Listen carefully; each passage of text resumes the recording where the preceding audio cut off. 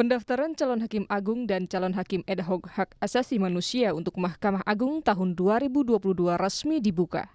Proses pendaftaran mulai dibuka sejak 31 Agustus sampai 20 September 2022. Anggota Komisi Yudisial sekaligus Ketua Bidang Rekrutmen Hakim, Siti Nurjanah mengatakan, ada 11 jabatan hakim agung dan 3 jabatan hakim ad hoc hak asasi manusia yang dibutuhkan, sesuai surat permintaan dari Mahkamah Agung.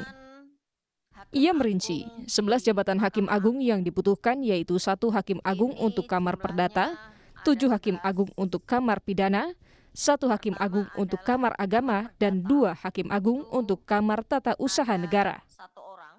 Siti menyebut, proses seleksi dilakukan secara bertahap, meliputi seleksi administrasi, seleksi kualitas, tes kesehatan, tes kepribadian, dan seleksi wawancara. Pendaftaran calon hakim agung dan hakim ad hoc dilakukan sepenuhnya secara daring melalui situs rekrutmen.komisiyudisial.go.id. Sejumlah berkas persyaratan peserta wajib diunggah dalam bentuk soft file ke laman rekrutmen.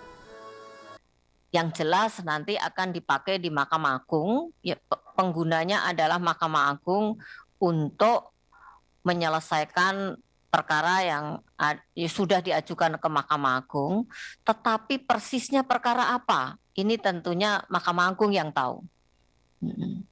Dan kita menyelenggarakan seleksi ini tentunya atas usulan Mahkamah Agung, yang Mahkamah Agung dalam suratnya itu memang segera diperlukan hakim ad hoc HAM untuk menyelesaikan perkara yang sudah ada di Mahkamah Agung. Sementara juru bicara Komisi Yudisial, Miko Ginting, memastikan proses seleksi dilakukan secara transparan dan akuntabel.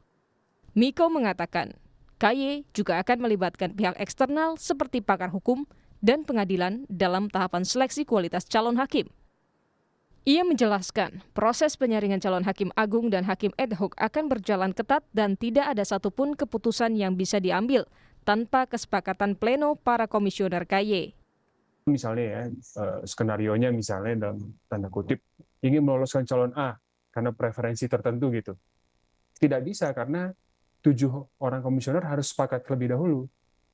Gitu. Itu satu. Yang kedua, penentuan kelulusan di berbagai tahapan itu juga dilakukan melalui mekanisme passing grade. Jadi passing grade ini yang dilakukan adalah gini, penentuan passing grade terlebih dahulu, baru kemudian nama calonnya dibuka. Miko menambahkan seluruh rangkaian seleksi akan berjalan selama sekitar 6 bulan. Nantinya nama-nama calon hakim agung dan hakim ad hoc yang lolos seleksi tahap akhir akan diajukan ke DPR untuk tes uji kelayakan dan kepatutan. Aulia Faredina, Kompas TV, Jakarta.